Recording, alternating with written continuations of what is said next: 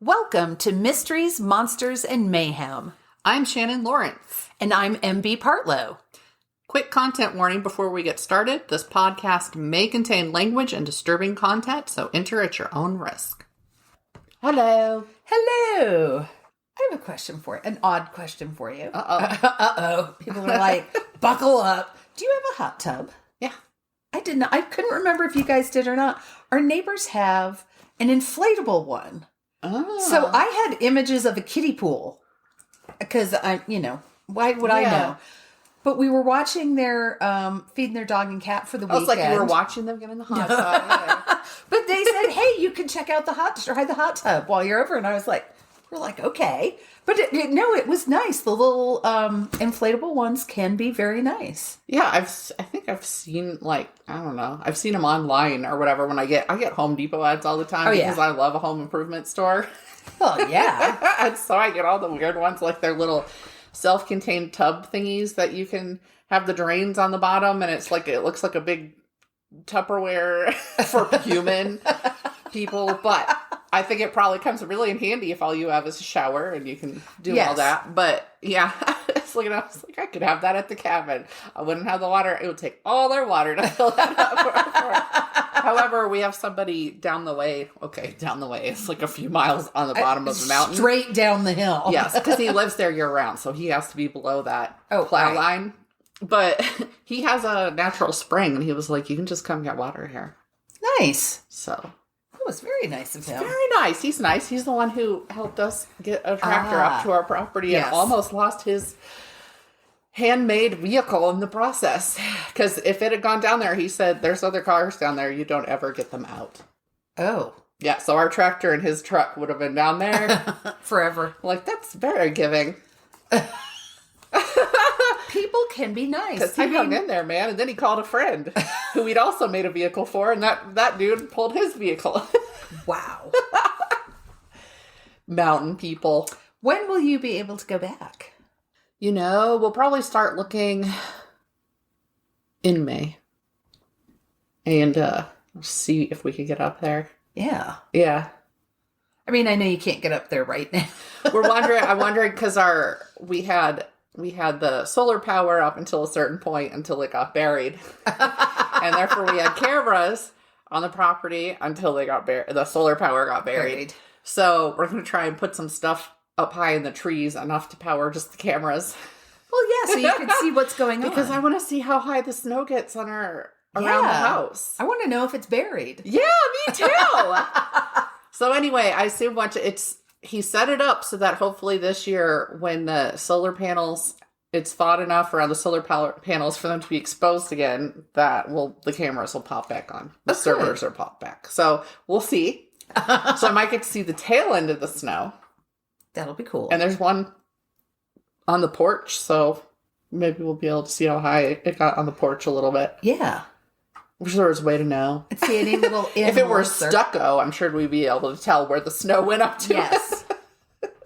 Well, I remember one of the bars in Estes Park from not the big flood a couple of years ago, but a bigger flood years before that.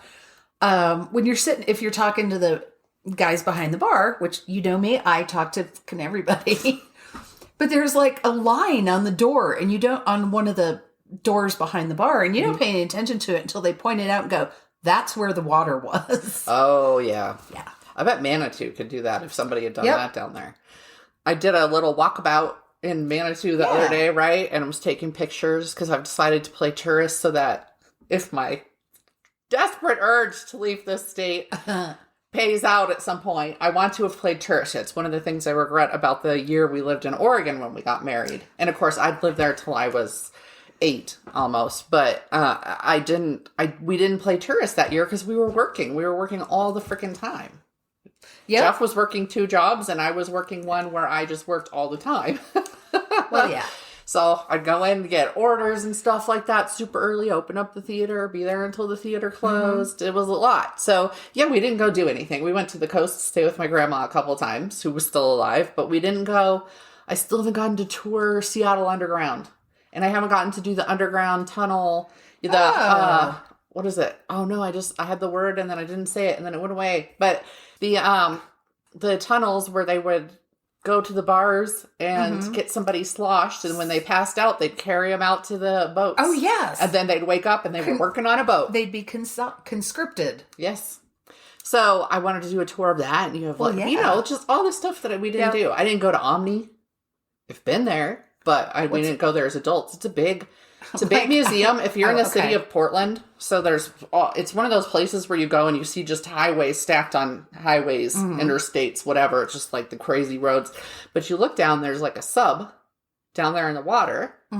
And so Omni is there and you can go onto the sub as part of it. But it's a big science. It's like our Denver Museum of Nature and Science, kind of. It's like a sciencey museum.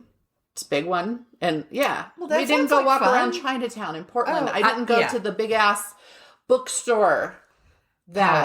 Yes. So we just didn't do anything because we were working. And so I'm like, I'm going to walk around and I'm going to play tourist in my own town and the town surrounding it.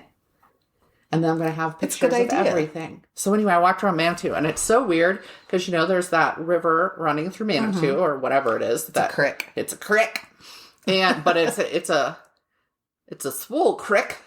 I bet it is right now. Right now, because mountain runoff, even though we're still getting snow. But the buildings are literally, at one point you go and you look at this creek, and the buildings are built over it. So you look, and they've got kind of these little stilt thingies, but they're attached to the building and out, just holding it up. And I'm like, I would not feel comfortable walking around the back of that building now that I know that its ass is hanging over. It's just floor hanging over the creek. Over the chasm. It's fascinating. But yeah, the tourists were already crawling the place. So I don't know if there's just people that are already on spring break or what. Because here it's... Could be. It's like the middle of March. So they might be. Because this week is for my kiddos. True.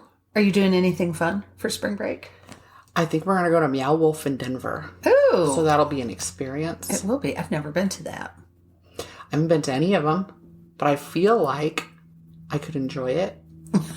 My daughter could certainly enjoy it. I think my son might enjoy it. So yeah, we're going to go get dinner up there and go there because they're open. You can go until they close at 10 p.m. Wow. On regular days, and on weekends, midnight. So nice. It's totally made for me. It is. So yeah, I was like, well, let's go in the evening when there's no families. It'll probably be a bunch of drunk people or something. I bet people get drunk and go there, or high and go there because it's probably. And there will be someone, at 9:00. So they don't sell a ticket later than 8:20. But at 9:00, you're going to see somebody dragging around a tired toddler. Because you always do. Right. Wherever you go. I'll drag around some tired teenagers. Just kidding. It's hours before they go to bed after that. I was going to say, you're not dragging them, but... No. They'll do that work on their own. Yes.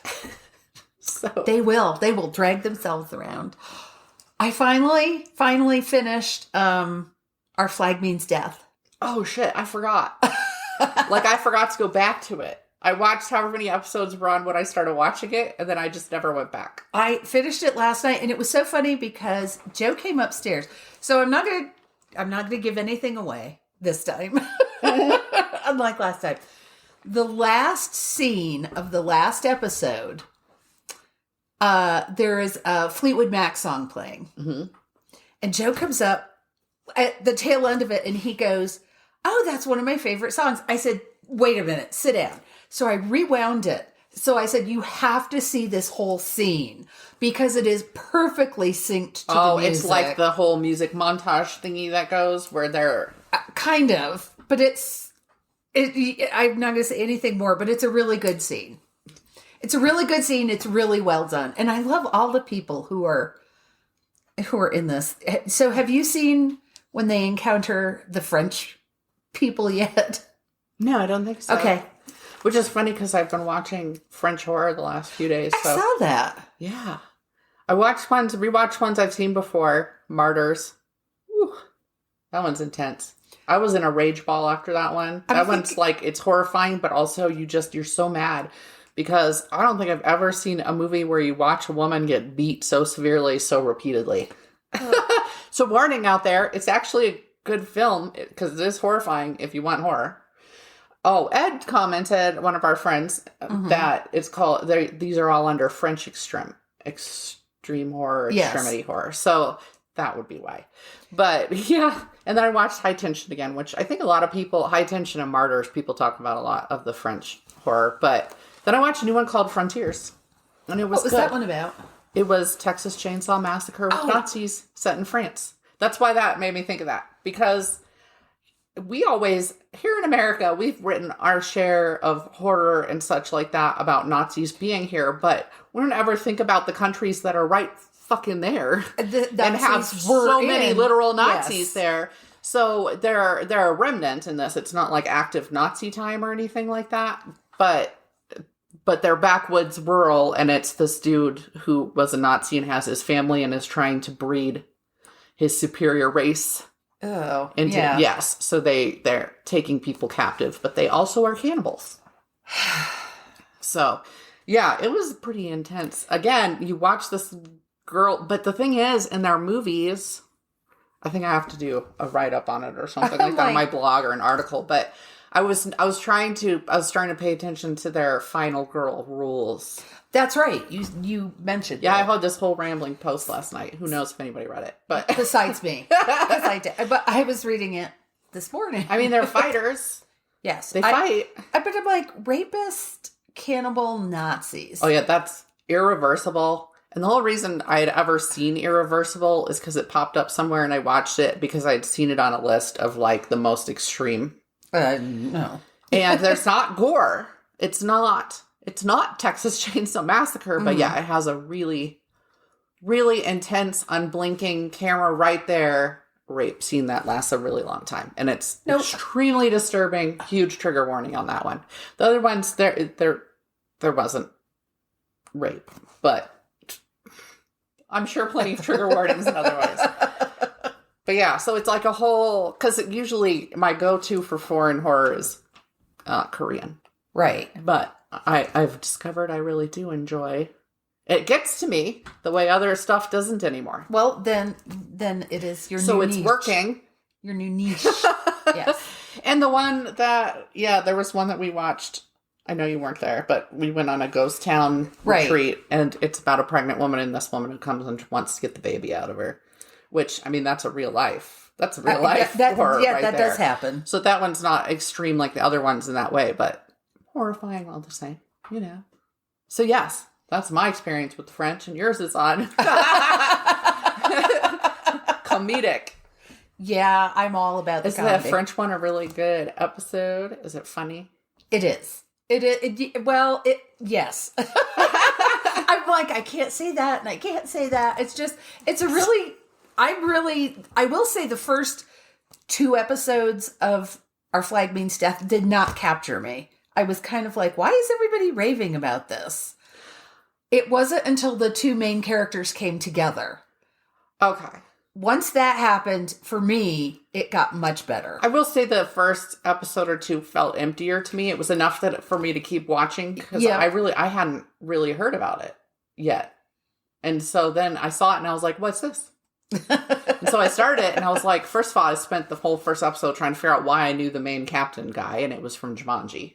Yes. And he's in other things, but that was the one that I was seeing in my head because I'll get the image of the person in something else, and I'll sit there and it's like clues. I'm like, all right, they were funny. They were, or like this person was an ass. Why do I hate this person so much from my previous memory of them? But yeah, and then the next one just started autoplay. It's easier to make it through episodes like that when you're doing other shit whenever you're watching something.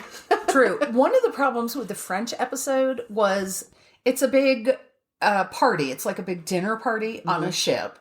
And they're all wearing the full, what is this, the 1700s? The full makeup. So they're all wearing like wigs, wigs and powder. So there are people, I went, who the fuck is that? Now, there was one actress that you're immediately going to go, oh, yeah, I can't tell you her name. But you go, oh, yeah, I know her. But the guy who played her husband, I'm like, I have no idea. So I'm like, I don't need subtitles. I need to know actors' names.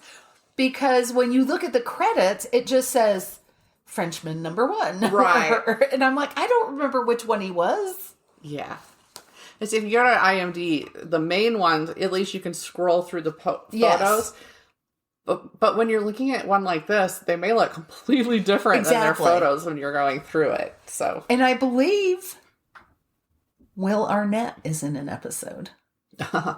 He pops up. He's been popping up in things here and there, like Gary Farmer. Like he's just in everything once. Yeah. Hello, Will Arnett.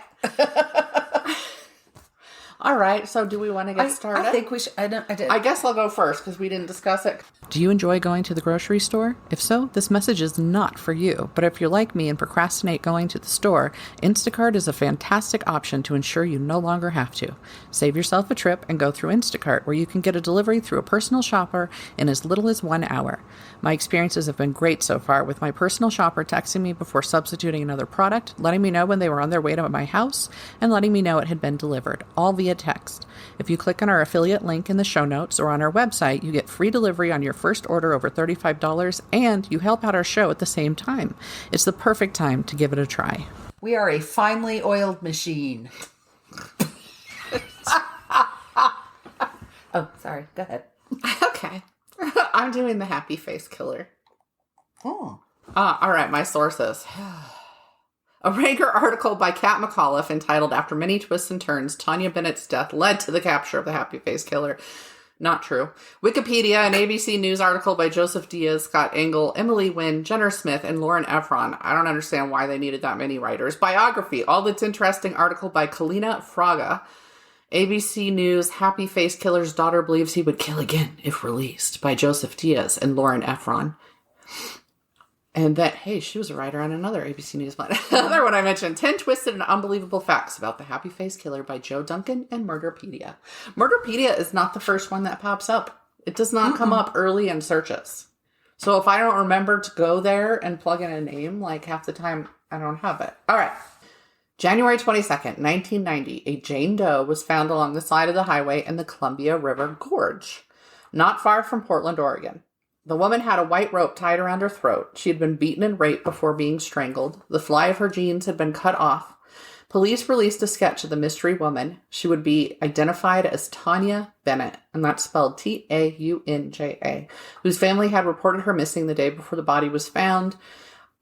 Tanya was 23, developmentally disabled, and had been the first person in her family to graduate from high school. On February 5th, an anonymous caller contacted police and said John Sosnovsky had bragged about killing Bennett at a bar. Police didn't say how, that the caller's name was Laverne Pavlanak, a 57-year-old woman, and 39-year-old Sosnovsky was her boyfriend. She told police he was an alcoholic and that he was abusive. He was also on parole. Apparently, she had a history of calling him in when they get into a fight and trying to get him in trouble, arrested. She said a purse and a piece of denim fabric had been left in the back of Sosnovsky's car and turned that evidence over to them. She gave the police permission to search the house, and they found a note that said T. Bennett - good peace. It was on the back of a letter addressed to Sosnovsky. Just as police prepared to leave the home, Sosnovsky showed up. He agreed to be questioned, but said he didn't know Bennett, didn't know what they were talking about. With no evidence other than his girlfriend's statement and the note on the piece of paper, they couldn't arrest him. Police called him in for a second interview, and he changed his story. He said that his friend Chuck had killed Tanya Bennett and that her body had been in the back of Chuck's car when the man gave Sosnovsky a ride home on the 21st. Again, lacking evidence, they couldn't do anything about Sosnovsky or Chuck, whose last name they didn't know, so the man went home. At one point, police put a hidden recording device in the couple's home. On it, Pavlanak is repeatedly heard telling Sosnovsky he'd committed a crime, and he was repeatedly heard saying he didn't remember doing it. Like, what are you talking about? That's an alcoholic, though, when you can't be like, I didn't do it, but you say, I don't remember doing that. I don't remember doing that. Now, Pavlanak, her story changed. She said she'd seen the body and asked Sosnovsky if the woman was sick, and he told her Bennett was dead. At some point, Sosnovsky failed a polygraph, so police arrested him. It's not hard to fail a polygraph, by the way, just so people know. Then Pavlanak changed her story yet again after police found that the purse and denim swatch were not Bennett's. Oh. She had been wearing acid wash jeans. These were not her pants. And this time said she'd held the rope around Bennett's neck so that her boyfriend could rape the woman. She said she'd held it too tightly and that it was probably her fault Bennett was dead, but he told her to do it. She was also able to take police to where Bennett's body had been found. What a princess. Oh, it's just going to get so much more interesting. Oh, I hate that. At this point, the detective on the case, John Ingram, took her into custody for the murder. They also had Sosnovsky still in custody. Both were put on trial for murder. Pavlinak recanted her confession, but a jury found her guilty. She got life with possibility of parole after 10 years. It's so funny that that's life. But anyway, Sosnovsky pleaded no contest and got a life in prison. The reason he pleaded no contest instead of not guilty is because the death penalty was on the table. I seem to recall that Oregon has been one of the holdout states on the death penalty for a while. And that they were, if I remember right, and I didn't look this up, just for the record, it just pops into my head. I seem to recall that they were one of the longest ones to continue hangings. Didn't I see this week that somebody wants to bring back the firing squad? Oh my gosh, I didn't see that. I can't remember Why? who. Like, it's so inconsistent. Probably Texas. It is probably Texas. But I don't know that. April 29th, 1994. The Oregonian received an anonymous letter claiming to be responsible for Bennett's murder. They said they had murdered others and that it was getting easier. There were factual errors that were problematic and made the police think it was a lie. For example, they wrote her name as Sonia with a J. That's why I pointed out the spelling of her name earlier, instead of Tanya. And there was a discrepancy about the rope, saying one end was burned, which it was not. The letter had smiley faces on it next to this, And journalist Phil Stanford published information about the letter despite the errors and despite police not buying it. And he's the one who created the moniker, the Happy Face Killer. More letters poured in, now taking responsibility for other murders. When Stanford looked into them, the facts were lining up for these other victims. Stanford started thinking the Happy Face Killer might have killed Bennett, despite the errors in the first letter, so he decided to look into Sosnovsky and Pavlinak. What he found was that there had been zero forensic evidence. The case had been solely based on Pavlinak's testimony and the note found in their home. And things like the failed polygraph, the things I listed. Right. He interviewed Pavlinak in prison, and she told him she came clean. Right? She was like, no, we didn't do it. Jesus. According to Laverne Pavlinak, she'd lied to get out of an abusive relationship with Sosnovsky. She hadn't thought it through at the beginning, and when he wasn't arrested when she first turned him in, she decided the only way to be free and get him convicted was to confess to having been part of the murder. It had worked, but now they were both in prison. She basically said, it snowballed. I saw an opportunity to get him arrested, because again, she'd been trying. She called him in for violations of parole all the time when they'd get in a fight. Stanford believed her, and he now believed that the Happy Face Killer was responsible for Tanya Bennett's death. However, police still had their doubts that her crime was tied in with the others, and they felt they'd locked up the correct people. After all, there'd been a confession. Who would put themselves in jail for life for a crime they hadn't committed? Well, one does wonder. Yes. I think it's not said anywhere. I feel she had her own mental health needs. Yes. Then on March 30th, 1995, Keith Hunter Jesperson was arrested for murder.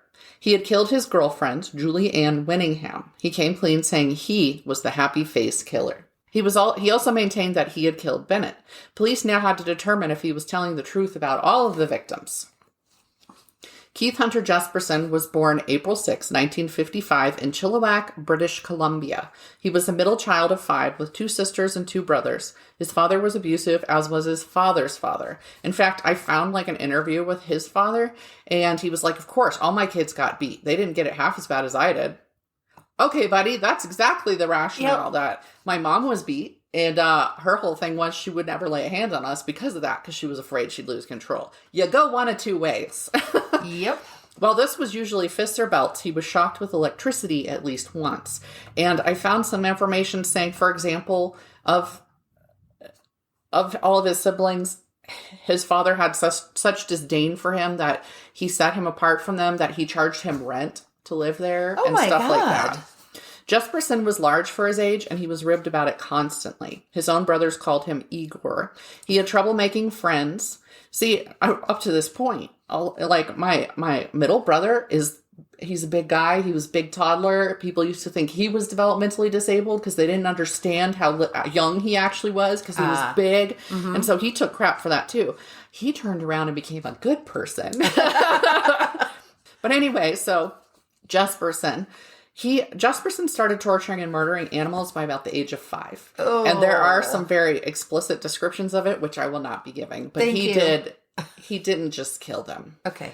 His father was aware of his torturing of animals, according to Jesperson, and he was proud of his son for it because he was pleased that his son was helping rid the neighborhood of stray animals that were such a pain. You know? Oh my God. When he was about 10 years old, he attacked a friend who constantly got him into trouble. His dad pulled him off the other boy after the boy was unconscious. Jesperson said he wanted to kill him for getting him into trouble all the time. When he was about 11, a boy held him under the water until he passed out. He sought revenge, holding the other boy under with the intention of killing him, but a lifeguard saw it and got involved. When he was 12, his family moved from Canada to Selah, Washington. At 14 years old, Jesperson was raped, he said, after the fact. It was not reported at the time. Right. There was no other information about that.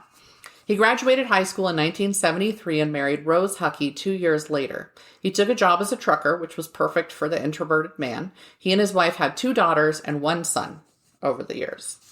Strange women started calling the house at times, and Rose thought he was having affairs.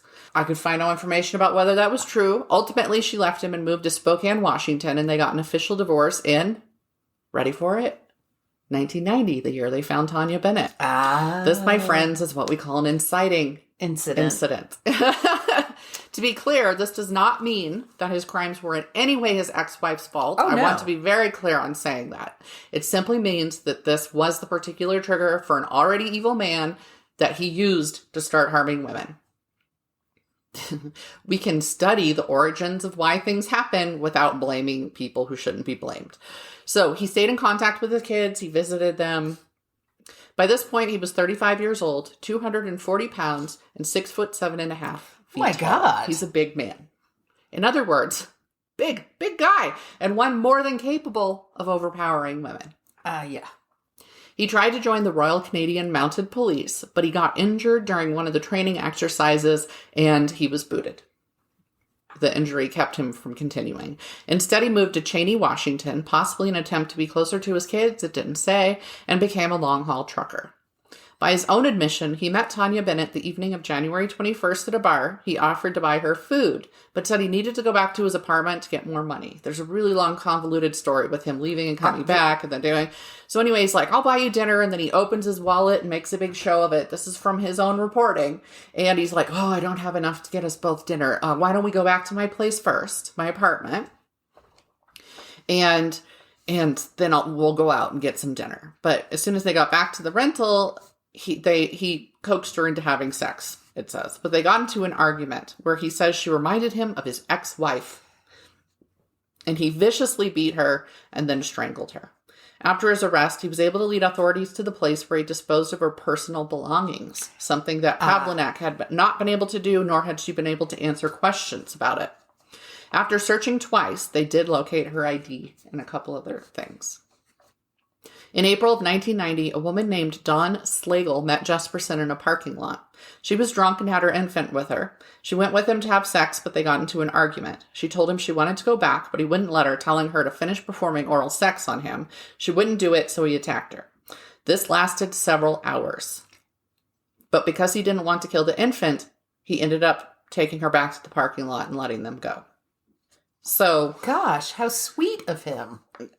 Yes, while I question a woman going to a bar with her infant and going back to apartments with somebody, yes, it happened. But fascinating that he was like, all right, I gotta let the infant, that's the only reason she's still alive. Wow. It's because she took her infant with her.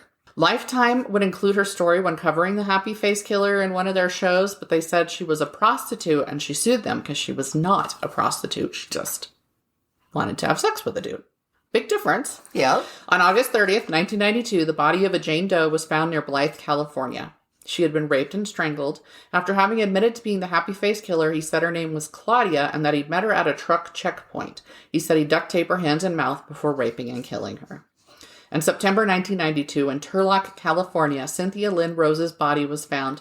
Jesperson would later say she was a sex worker who climbed into his truck while he was sleeping, and he was irritated by her sexual advances. So she was one of the, what are they called?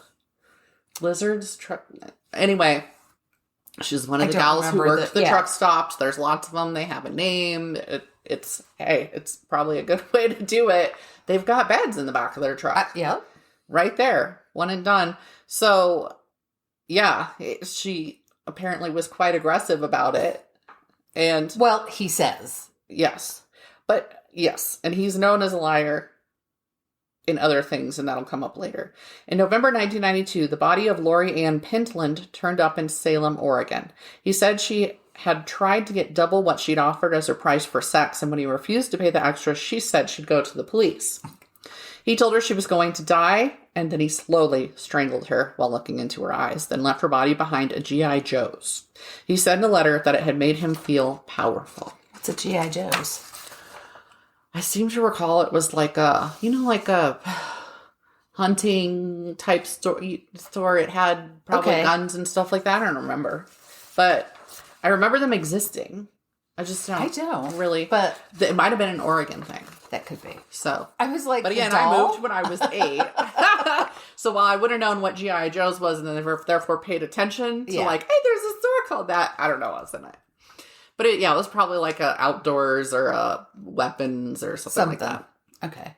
In June 1993, another Jane Doe turned up in Santa Nella, California. Police and the ME thought she'd overdosed at first, and that is actually how her death certificate, her birth certificate said she overdosed. That would be fucking chilling. That's if a your terrible birth certificate said, this is how you're going to die. Oh, man.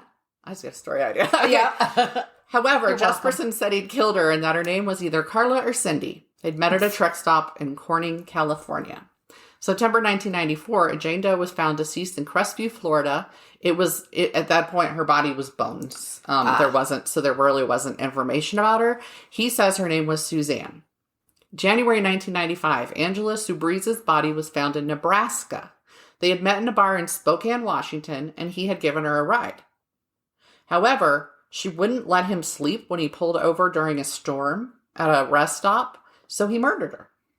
But then he remembered he'd let her use his credit card in a store and she might be on camera, and so he was concerned she could be traced to him, so he tied her body to the underside of his truck face down and dragged her for 12 miles.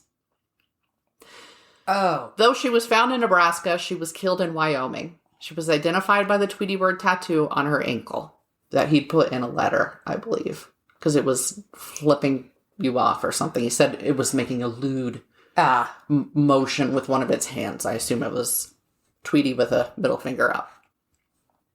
He murdered his girlfriend, Julie Winningham, in Camas, Washington on March 10th, 1995, because he felt she was with him just for his money. They had met at a rest stop or truck stop, and she'd returned to Washington with him, where they proceeded to then live together and have this relationship. After his arrest for Winningham's murder in 1995, he said he'd killed 8 people and that he'd kept himself from killing for almost a year after Tanya, I believe, by committing arson while on the road.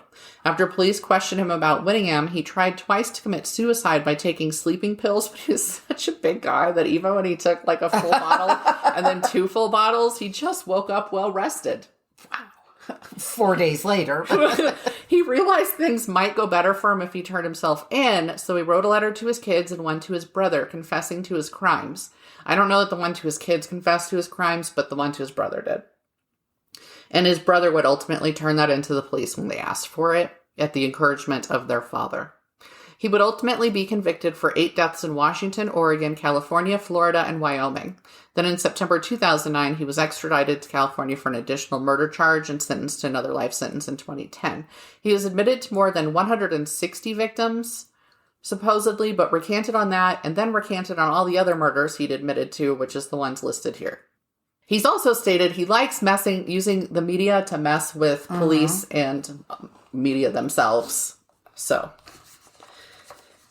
But my thing about that one, about the woman getting in the truck and bugging him, is he seems to have been honest about what made him kill them each time. So I can believe that maybe this was an aggressive means on a bad night that went very badly for her. I don't know. Or he was just not in the mood for it. Yeah. It turns out he had also written a confession. But that's 2 he killed because they disturbed his sleep. And I was like, I could kill people for that. Yeah. It's terrible. But he seems to really value his sleep. It turns out he had also written a confession on a bathroom wall about Bennett's murder and drew a smiley face on it. The note said, I killed Tanya Bennett Jan. 21, 1990 in Portland, Oregon. I beat her to death, raped her, and I loved it. Yes, I'm sick, but I enjoy myself too. People took the blame and I'm free. So this had been back after Pavlinac had turned them in. But nobody noticed or cared when he did it. In a bathroom, who reads it and believes it, right? Right. So that's when he started writing letters to the media and authorities. He apparently wrote more about her murder on other bathroom walls as well, though he was safe because, of course, somebody else had been convicted. But then he was like, but I want credit. Mm-hmm. Pavlinac and Sosnovsky were released from prison January 7th, 1996. His sentence was vacated since he only pleaded guilty. He did the no contest, right? But that was considered under duress because death penalty was on the table. And so he was doing it to avoid that. The judge, hers was not. So she was let go, but her sentence was not vacated. So I guess the charge still stood, basically. The judge wrote, quote, Pavlinac has selfishly engaged in an obsessive and persistent obstruction of justice, which deflected the investigation at an early stage, causing it to focus on her boyfriend, Sosnovsky, while the real killer remained free to kill again and again, because Tanya was his first victim. Her persistence in this manipulation resulted in her own conviction. End quote. In interviews, Pavlinac's daughters, Darlene Carpenter and Bonnie McAlpine, talked about their mother having had a rough life before getting stuck with Sosnovsky, including a husband, their father, who cheated on her before leaving her for another woman, her second husband dying a few years after they got married, and the death of her son. They feel she was so desperate to seek Sosnovsky's an escape from his abuse that she acted out of desperation, while also... So... I'm going to say it doesn't excuse what she did. It was a dumb thing to do, right? Yes. But if it was as abusive as she says, then I can see you can't see a way out. And if getting him arrested is your only way out. But I also feel that the dramatic headlines that I was finding about her being the cause of other women's deaths due to her behavior, those are not accurate because those women would have died anyway. He didn't come clean until later. They were stranger murders. Yeah. They weren't going to find Jesperson. There was nothing connecting them. He got convicted again on the basis of his admitting to the crimes. Yes. So her actions, although in other circumstances, and so therefore, again, not okay that she did it. No. In other circumstances, yeah, it could have caused the other deaths instead had there been a way to find that person. But I feel like that's one thing that doesn't need to be on her. No. Because they would have died anyway. So just wanted to throw that in there too.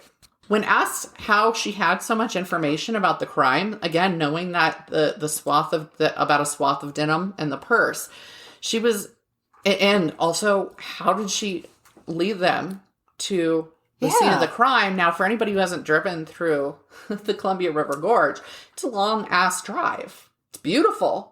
You're driving along the Columbia River and you're looking, if you're driving on the Oregon side, you're looking over at Washington State on the other side of the river and waving.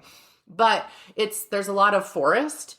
There's a lot of Multnomah Falls is over there, not far from Portland. There's a lot of stuff. So she said, well, the information was all in the papers. And what wasn't in the papers, when they gave me the search warrant, I was able to read it on the search warrant, what they were looking for.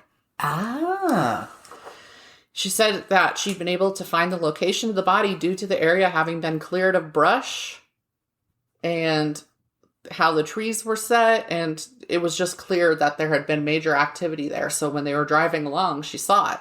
Quote of her, she said, I had seen all these tracks and all this and that. I knew it had to be around there someplace. You could tell where people had been in and out, the vehicles and everything else. There were limbs broke. I just said it. This is close enough.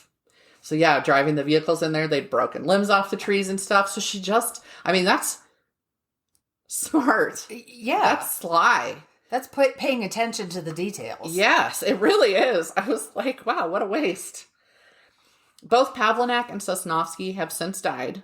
The quotes concerning Pavlinak were pulled from Happy Face Killer case tapes reveal the lengths woman went to frame boyfriend from the ABC News article mentioned at the beginning, but I felt that gave away some stuff. Yes. So I don't want to read that title then. One of Jesperson's daughters, Melissa G. Moore, has written a book about him and appeared in a number of TV shows and documentaries. She said he was never physically abusive, not to her, not to her mother, not to the, but he would graphically describe sex with their mother to them or make lewd comments about women in public. She witnessed some of his cruelty to animals as a child. She described one thing that I'll never get out of my head. If you want the details of some of the things she witnessed, you're free to look them up online. The Wikipedia has one of the stories, or she has a book out called Shattered Silence, The Untold Story of a Serial Killer's Daughter. I have zero desire to tell you what he did to animals. Thank you. Jesperson is in Oregon State Penitentiary, which is part of the reason I did this, because my cousin works there, and she'd mentioned that he was one of the folks that she worked with. He enjoys creating art now.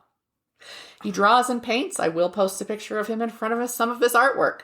He painted a picture of his Florida victim to help police try to identify her.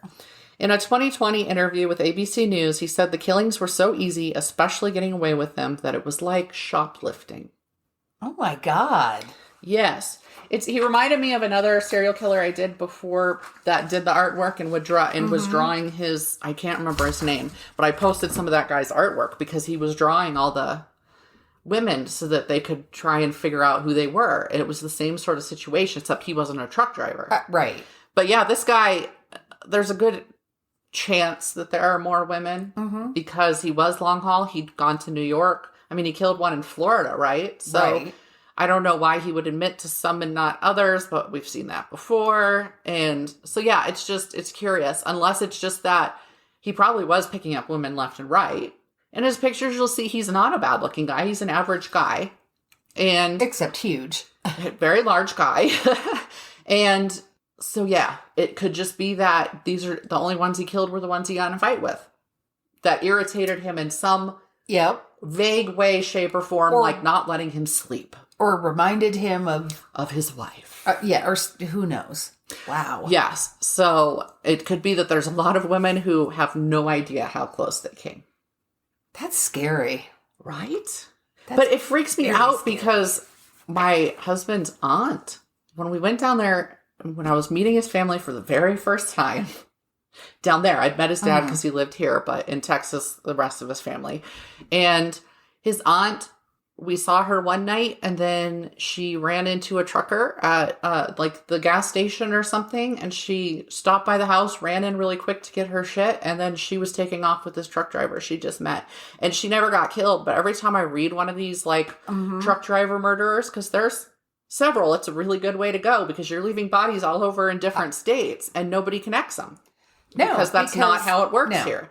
It's like going to different countries. Once you leave one state, you're free and clear of whatever you did in that last one. It's getting better.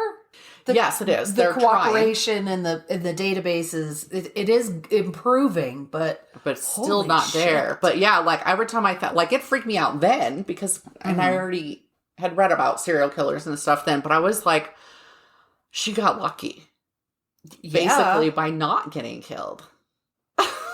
Or chucked out of a moving tractor trailer, or abandoned, or abused, or robbed, or there's it's a different kind of soul. It's a free soul that can jump into a truck and go with a complete stranger to different places. Like, I would love to just be a free soul and travel, but not like that. No, I can't. No, that's not for me. But in the 90s, that was still a surprisingly big thing. And that is when I met her and she did that. That was the 90s. So, yeah, just people were still doing that. I was still hearing about that all the time. People still hitchhike. Yeah, they do. Some crazy people still pick up hitchhikers. Yep. Nope. I'm not doing that either. I'm like, I don't think I have ever been driving a car and stopped and picked up a hitchhiker. I remember when I was a teenager, a boyfriend and I were going to the movies, and there was some guy walking by the side of the road, and he just pulled over and picked him up. And I think because the guy was limping, so he was just like, well, he obviously needs a ride. Like, sure, his hands still work and they can still murder you. yeah. So I don't think, other than that, I don't think I've ever been in a car that picked up a hitchhiker. And I'm I like, can say definitively I never have. Definitively. But I didn't live in rural upstate well, that's true. New York, so that would be different. I lived in some dangerous cities, so Yes. no way that was happening. But my parents were from farms, like, I bet if I asked them, maybe I don't know. So our question this week is, have you ever picked up a hitchhiker? And did he murder you? But did you die? But did you die, though? All right. Well, I'm going to talk about something completely different. Although it does involve murder. But not animal torture, I bet. But not that I'm aware. So, my sources for this are Unsolved Mysteries Wiki, the Parade Magazine website. People are like, what? Financial Crime Academy. I got to a point where I had to look something up. I'm like, I don't understand this. And a website called Morbidology. Nice. I should go to that website. Sounds interesting. So I'm going to talk about Charles Curtis Morgan. And it's really weird because people called him Charles. And then every once in a while I'd read something that would refer to him as Chuck. So I'm going to try to refer to him just as Charles throughout. So he was a successful business person. He owned and was president of his own escrow agency or escrow company in Tucson, Arizona. He was married. He had 4 daughters. He was, for crying out loud, he was a Mason. Okay. I found that detail For somewhere. crying out loud. He was a Mason. So on Tuesday, March 22nd of 1977, he drove 2 of his daughters to school and dropped them off. Then he disappeared for 3 days. I mean, your first thought is not what happened. But, if somebody disappears for 3 days and then shows back up, you're kind of mad. But, Yeah. But when he returned, his wife, Ruth, said he was missing a shoe, had a plastic handcuff around one ankle, and his hands were zip tied together. So, in case anybody out there is like me and is going, in 1977, who was using zip ties on hands? Because you see it now in like movies and... However, The police have done it for a while, but I don't know when they started. 1965. Is when the police started using That's it? when the police started using zip ties in place of handcuffs. So Look at you! look at me doing the background research. So using gestures, he indicated to his wife that he couldn't speak. So she gets him a pen and paper.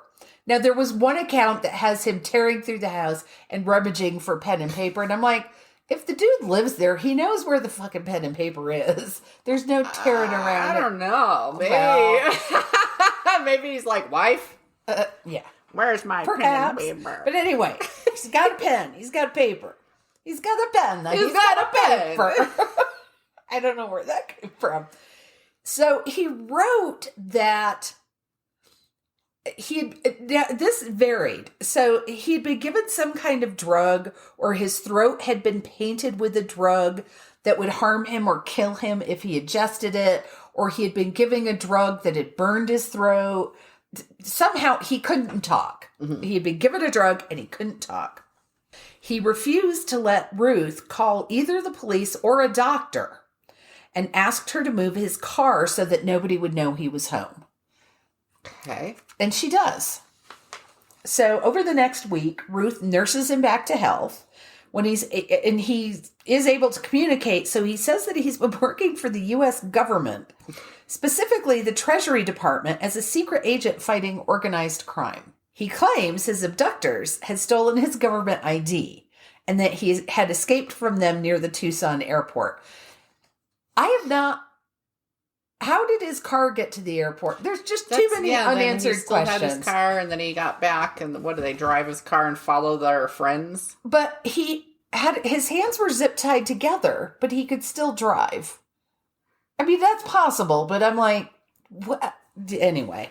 And his government ID. I mean, I know my dad had multiple, as NSA, multiple passports. And I'm sure he had ID to get into, like, the NSA headquarters. Probably. I would But, hope. so I guess that's what the guy's talking about. Yeah. All right. So, rattled by his ordeal, Charles became paranoid and very, very careful. He began to wear a bulletproof vest. He drove his daughters to and from school and instructed the school not to release them to anyone but him. But remember, in 1977, pretty much fucking anybody could drive up and pick up your kids. Yeah. It just... They're like, oh, are you a human being? Cool, take them. You have a car? Good. Great. Yeah. Do you want that one over there too? Yeah. You want a handful? Let's load up your car. At one point, he told his father that if anything happened to him, he had left a letter that would explain everything and tell them who was responsible. I'm just going to, spoiler alert, this letter was no never, letter. no, or it was never found. It did not materialize. So on June 7th, Charles disappeared again. And here I mentioned, yes, that letter, no, nobody found any letter. So after 9 days, an unidentified woman called Ruth and said, Chuck is all right. Ecclesiastics 12, 1 through 8. Okay. Okay, so I looked it up and I read it and I couldn't get any connection out of it. And I'm not going to turn the podcast into a scripture reading. No. But you can look it up. Well, 1 through 8. How much time do we have? Did you say 1 through 8? Yes. But it's not very long. You can look it up, but I'm just like, it wasn't like, and the man shall be punished. It wasn't anything that made, and I looked at an old. Just sounds like a girlfriend giggling under, oh, I'm gonna fuck with his wife. Yeah. So I looked up like the King James version that would have been out then. I looked up a more modern version. I did the research on this one. But I was like, and nobody else, it never said, well, here's the obvious connection. Nobody else could figure it out either. I imagine I have this image in my head of some of our listeners whipping out their Bibles and looking it up and going, well, that MB doesn't know what she's talking about, which is entirely possible. Anyway, 2 days after the phone call, on June 18th, Charles Morgan's body was found 40 miles west of Tucson in the San Juan Springs area near his car. He had been shot in the back of the head with his own gun, a .357 Magnum. He was wearing his bulletproof vest. He was wearing a holster for the gun, and he also had a belt buckle with a knife in it. So I want to know where I can get one. And was it a really big belt buckle or a really small knife? With a knife in it. Right? Is that not intriguing to you? I mean, absolutely. I'm a little surprised you don't have one. Hold my beer. And every single article made a point of mentioning there was a pair of sunglasses found at the scene that did not belong to Charles Morgan. Okay. That's it. That is all they said. Why? Did he have his own sunglasses on? How do they know he didn't buy them at a gas station? Exactly. How do you know they weren't, or was he wearing a pair? I don't know. More weapons and ammunition were found in his car. The car had been altered. One of the sources said the car had been altered so it could be unlocked from the fender. I don't even know how you would do that. It's interesting, though. Yeah. Kind of James Bondy. Really is. Or is it more Inspector Gadget? I mean, anybody can rig up a thing because they like to pretend to be a That's true. government agent, but you can't shoot yourself in the back of the head, to be clear. That would be, I would think that would be difficult. So one of his teeth was found wrapped in a handkerchief in the back seat. I hate the look you're giving me. I had on my own face. I was like, why? And also in the car was a piece of paper with directions to the site where he was found in his handwriting. Huh. So wait for it. It gets better. And I'm going to say this later again, there were no fingerprints found, not even on the gun. But pinned to his underwear. How fucking uncomfortable is that? Yeah. Pinning any kind of note to your underwear. I don't enjoy the thought. First, there's a map of the border area between Tucson and Mexico, including Roble Junction and Felicity. The other item was a $2 bill. So, if anybody is not familiar with $2 bills, they used to be common. Then the Treasury stopped issuing them in the 60s. They started reissuing them in 1976, but they still weren't all that common. Right. So, he had a $2 bill with several Spanish surnames written on it. And above the names was Ecclesiastes 12 with arrows pointing to the numbers 1 and 8 in the serial number on the dollar bill. There were also Masonic references written on the bill. I'm like, there's not that much room to write on a dollar bill. So, but I mean, you've got a list of 6 names. You've got Ecclesiastes. You've got arrows. You got so. The medical examiner said Charles had only been dead for 12 hours when his body was found. There were no fingerprints found at the scene, including on the gun. Gunpowder and residue was found on Charles's left hand, so the police labeled the incident as a suicide. The medical examiner left it as unresolved because the medical examiner is like, fuck no, it wasn't suicide. Because you're making the same gesture I did. I'm like trying to see, but the thing, I've pulled the trigger, I've squeezed the trigger to be precise. I mean, that would be you can do it, but I feel there'd be a sign that you had done that because was he left-handed? I could not find that. Oh, because if that wasn't his dominant hand, but even if it was, I mean, there's movement. There's a 357 Magnum, I feel like, is a gun that has a kick to it. Not that I'm an expert. There's so many easier ways to kill yourself with a gun than shooting yourself in the back of the head. Okay, so 2 days after the body was found, the mysterious woman who called Ruth spoke to the Pima County Sheriff's Department over the phone. She said her code name was Green Eyes, and she had met Charles at a motel shortly before he was killed. What a coincidence. That's my code name, too. Maybe it was you. He showed her a briefcase. In the 70s? Yeah, 77. That's when I was born. You're a very advanced infant.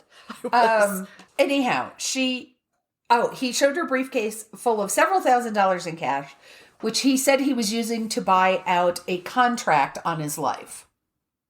Mm-hmm. So there were sightings of him in Tucson, like at bars and a motel. And Ruth was asked, do you think he was having an affair with this woman? And she said, no. She said, after 19 years, you would know if your husband was stepping out. No, and I agree with you, but I don't know about Ruth and Charles's relationship. So it's real easy to say you'd know until you find out you don't know. Yep. So shortly after his death, Charles's car was broken into while it was in police custody, while it was still in the impound. His car was broken into and searched. Around the same time, his office was ransacked at the escrow company. 3 weeks after his death, 2 men claiming to be FBI agents showed up at the Morgan home and told Ruth they had to search the house. So she let them. And apparently they tore through it, very thoroughly searching for something, but no one knows if they found anything. So there is a reporter, Don Devereaux, who's going to come up again later. He was researching this because he didn't think Charles killed himself either. Mm-hmm. So he contacted the FBI, and then he said they had no idea who these agents were or who Charles Morgan was, that they didn't have anything going on. They weren't investigating anything. I don't feel like there'd be a reason for them. The FBI is not big on the covert and hiding that you were with them. No. And if you're working with cartels, once you're dead, then... yeah. So Ruth Morgan has always refused. Unfortunately, she is now passed away, but she never believed that it was a suicide, and she just wanted to know how her husband died. So there's more to this story, because it seems like Charles Morgan was probably not a completely innocent bystander, nor was he likely to be fighting a secret crusade against organized crime. So... I'm sorry, you're going to get a little bit of a history lesson. During the 1970s, a lot of mafia business moved to Arizona. One of the factors that made the state so attractive was a law that allowed them to buy land through numbered blind trust accounts. So they can buy land and nobody knows who owns it. Mm-hmm. Remember, Charles owned an escrow company. And the escrow agent was the only one who knew the identities of the people on the other side of those blind trust accounts. So, tiny little sidebar. I had to look this up. According to Financial Crime Academy, who knew such a thing existed? Approximately 1.6 trillion dirty dollars flow through the system every year. 1.6 trillion is laundered every year. And that, I believe, that's 3% of the gross domestic product. The global gross domestic product. So, I think those numbers are from this year, from earlier this year. Wow. So escrow accounts are usually just used for the buying and selling of real estate. I mean, you can use them for other stuff, but that's primarily what they're used for. So they keep the cash for a designated amount of time and disperse it after certain requirements have been met. So for instance, the common example is somebody wants to buy a piece of property. They put the money in an escrow account to prove to the buyer that they are capable of buying the property. Then once the transaction is completed, the seller gets the money and the buyer gets the lease, the deed, whatever, to the property. It's attractive to money launderers because all kinds of transactions can go through a single account. Any number of transactions can go through there, and the money can be transferred to legal, can you hear the air quotes, legal individuals by cashier's check, wire transfer, or corporate checks. Okay. So, back to Charles. He did escrow work for at least one mafia family, and the escrow work might have been used to purchase gold bullion and platinum. And in fact, starting in 1973, on paper, it looks like he did several million in gold and platinum, but it was purportedly money laundering. So he said that's what he was purchasing, but it wasn't. Nothing was actually purchased. All right. Doesn't money laundering make your head hurt? Yeah, there's a whole thing for when my books are listed. I've had used ones for sale before my books are even out, and that's supposed to be a whole big. It's completely different, and it's people hijacking your book. I mean, your book is not actually involved, as in they don't have a copy of your book, right? But when your book is priced at $400, it's a whole different thing between people who know the thing, and so I don't know if it's money laundering or something else, but it's something. It sounds like it's in the same family. Yes, because if you can send somebody $419 for a used copy of somebody's book. And I'm not even a little bit famous. And it's happened to me, unlike my first book. Wow. And there's nothing you can do about it. Damn. Okay. So Charles had actually mentioned money laundering to Ruth, but he claimed that he was not involved. He also told her that the less she and the children knew about what he did for a living, the better off they would all be and the safer they would be. Okay. So it's like on the one hand...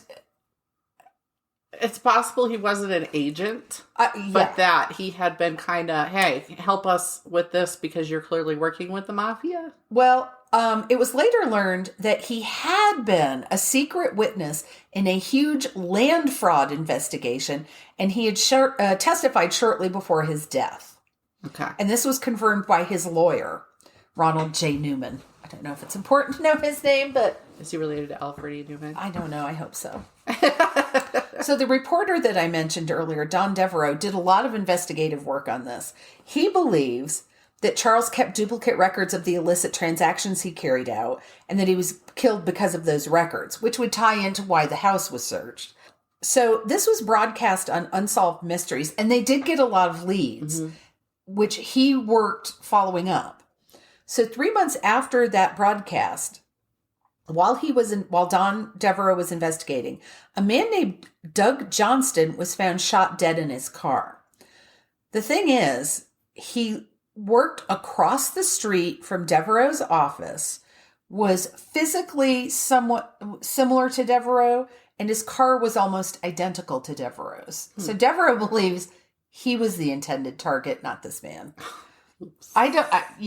And a year after that, a writer from D.C. reached out and offered to share information about Morgan's illegal gold transactions, but died suspiciously before they could meet or exchange any information. So there's never been, and that's just where it ends. Nobody, like I said, unfortunately, his wife has passed away. His children have spoken about it. He has 4 daughters. They do not believe that he committed suicide. They think it had something to do with organized crime, but nobody's ever been able to make the connection and make it stick. So it's the fact that it wouldn't be such a big deal, probably. It wouldn't stick out so much if he hadn't disappeared for those 3 days and then come back with a handcuff on his ankle, and his hand zip tied and this whole big story, and then disappearing again. Mm-hmm. And people are like, well, did he disappear or did he just run away? Nope, we're never going to know now. Fascinating. I just was like, what a weird way to die. Yeah. I was thinking of what is it, True Lies or whatever with Arnold Schwarzenegger, Yes. where And Jamie Lee Curtis. Bill Paxton, I think. Game over, man. But that guy is playing so she's married unbeknownst to a actual spy, Yes. right? And then this guy who's a car dealer, used car dealer, Yes. hits on her and says he's a spy, and that's how he's getting into her pants. He doesn't, but how he's trying, and just that whole loop-de-loop-de-loop. But no, this guy was clearly involved with... He was involved with something that he shouldn't have been. Yep, he made a boo-boo. He did. And even if here's the thing, even if he kept duplicate records, how did they know he was doing that? He had to have told somebody, or somebody had to have seen them for them to know. Yeah. For them to put out the hit. So what they think may have happened, because there was no briefcase full of cash found, obviously. One of the theories was that, yes, he met this hitman to pay him off, and the hitman took the money and just killed him anyway. Yeah. Shot himself in the back of the head. I'm like, come on. Well, and there's a whole angle element to it. There's Yes. a whole, yeah. It makes no sense. So that is the story of Charles Curtis Morgan. All right. Good old Charles. I love stuff set a few years back, because what I do while I'm researching and writing is I put on the music so for this one, it was 1977. You listen to some, now that would be 60s protest music. Oh, yeah. I'm not that fucking old. Thank you very much. Listen, I have CDs of 60s protest music because I liked the era of the music. War. Yes, and What is it good for? Alice's Restaurant. 110 Soldier is my favorite. Oh, yes, I remember that. It's a whole story. It is. I love a song that's a whole story. It's why I listen to Eminem and Kenny Rogers. Seriously, though, they both tell a story. Think about it. Both of them tell a story with their music. Everyone considered him the coward of the county. I love that one. It's so sad. For real. But no, that's actually one of my favorites, so that's funny. But anywho, yeah, I like a story in my music. I enjoy it. Instead of those songs where the whole time may have a great beat, but they're repeating the same damn thing over and over and over again. I hate that. So, all right, folks. I think It's time for us to go. we've done it for another week. I can't wait till next week, because I'm going to talk about Easter. Easter. I've entitled it Hoppy Easter. I am not going to talk about Easter. Okay. When she said what she was doing next week, I was like, "What? When's Easter?" And I had an answer, because I have a calendar. I have a calendar. Season 3, I have a calendar. All right. Bye, guys. Thank you for listening. We'll talk to you next week. Bye. Thank you for listening to Mysteries, Monsters, and Mayhem. Find us on Facebook and Instagram or at our website, mysteriesmonstersmayhem.com. Please like, rate, and review, follow, and share wherever your favorite podcasts are downloaded. Thank you for listening and supporting our podcast. We'll be back next week with more shenanigans.